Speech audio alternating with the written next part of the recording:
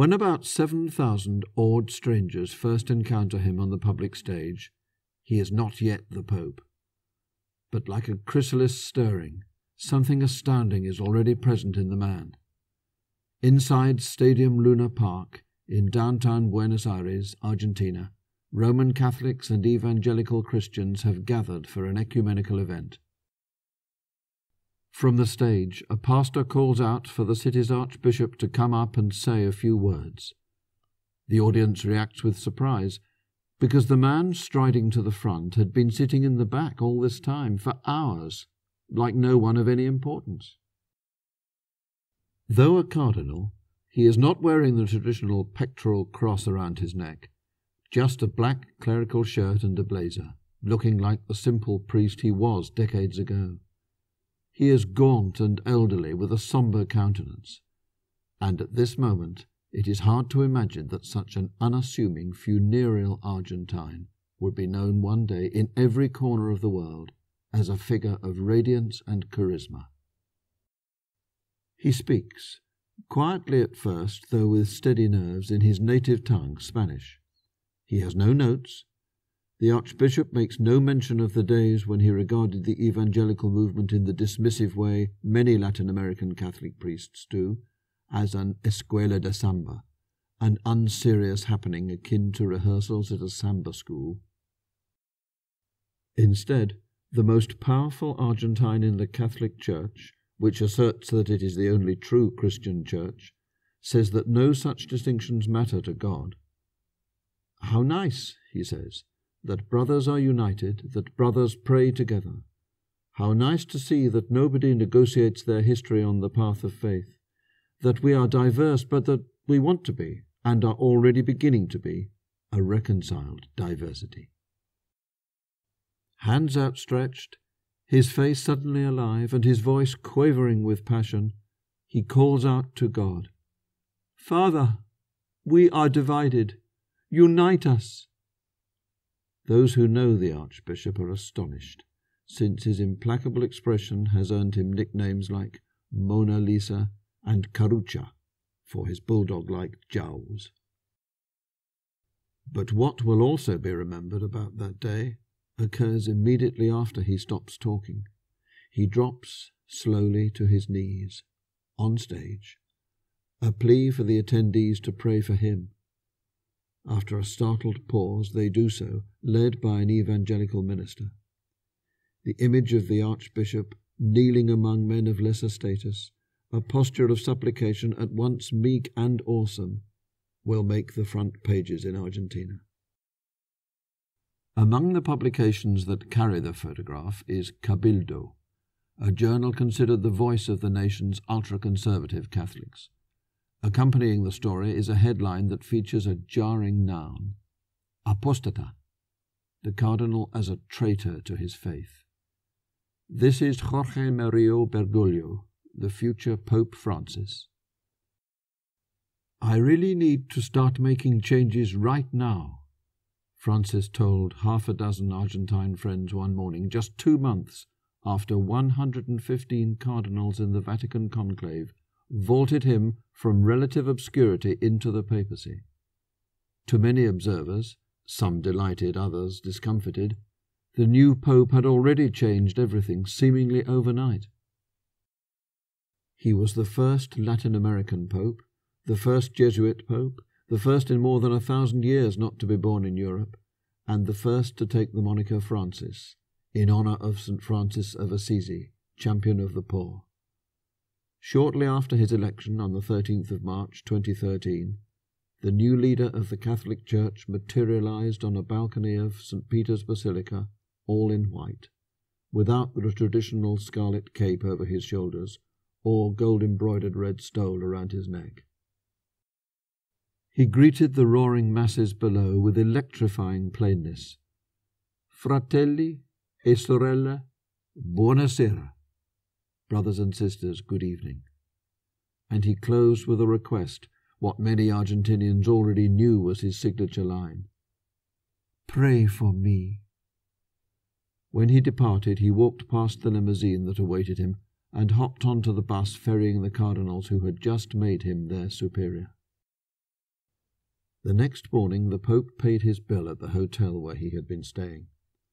Forswearing the traditional papal apartments inside the Apostolic Palace, he elected to live in a 2-bedroom dwelling in Casa Santa Marta, the Vatican's guest house. In his first meeting with the international press, he declared his primary ambition: "How I would like a church that is poor and for the poor." And instead of celebrating the evening Mass for Holy Thursday, commemorating the Last Supper, at a basilica and washing the feet of priests as was traditional, he preached at a youth prison, where he washed the feet of 12 inmates, including women and Muslims, a first for a pope. All this took place during his first month as Bishop of Rome. Still, the new Pope's Argentine friends understood what he meant by changes. Although even the smallest of his gestures carried considerable weight, the man they knew was not content to purvey symbols. He was a practical, streetwise porteño, as residents of the port city of Buenos Aires call themselves. He wanted the Catholic Church to make a lasting difference in people's lives, to be, as he often put it, a hospital on a battlefield, taking in all who were wounded, regardless of which side they fought on. In the pursuit of this objective, he could be, according to Rabbi Abraham Skorka, an Argentine friend, a very stubborn person. Though to the outside world Pope Francis seemed to have exploded out of the skies like a meteor shower, he was a well-known and occasionally controversial religious figure back home. The son of an accountant whose family had emigrated from the Piedmont region of northwestern Italy, Bergoglio had distinguished himself from the moment he entered the seminary in 1956, at 20, having worked as a lab technician and briefly as a bouncer at a club. Soon after, he chose the intellectually demanding Society of Jesus as his path to the priesthood. As a student at Colegio Maximo de San Jose in 1963, he possessed both heightened spiritual discernment and political skills, according to one of his professors, Father Juan Carlos Scanone, such that he quickly became a spiritual advisor to students and teachers alike. He taught unruly boys, washed the feet of prisoners, studied overseas.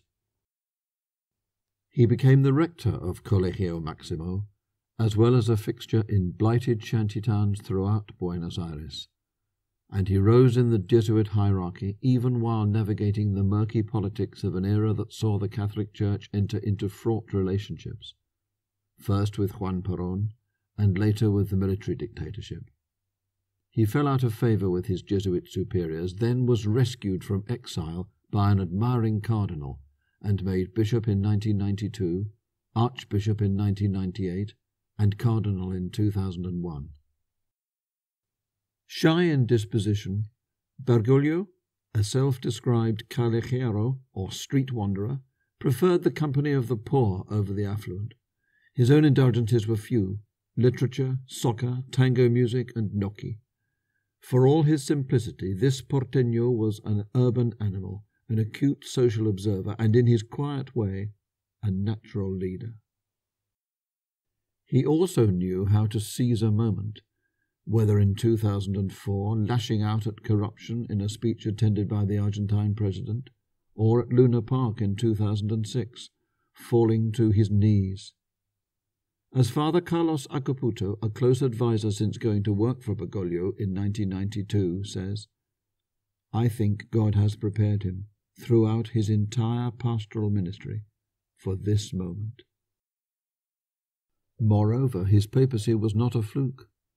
As the Roman author Massimo Franco would put it, his election arose from a trauma, from the sudden, and for nearly 6 centuries unprecedented, resignation of the sitting Pope, Benedict XVI, and from the mounting sentiment among more progressive cardinals that the hoary and Eurocentric mindset of the Holy See was rotting the Catholic Church from within.